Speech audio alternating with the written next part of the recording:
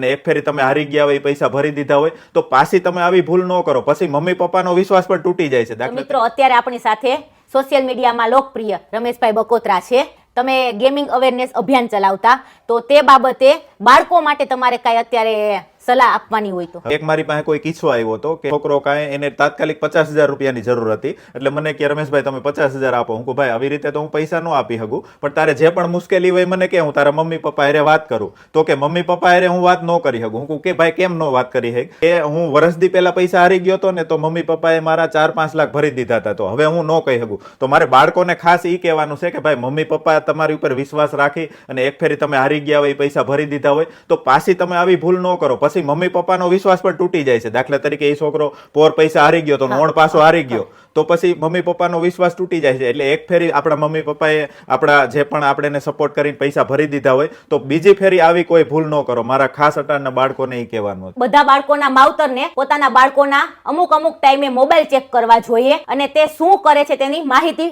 બધા પેરેન્ટ્સે રાખવી જોઈએ, અને પોતાના બાળકો ગેમિંગથી દૂર રહે તે માટેની તેમને શિખામણ આપવી જોઈએ.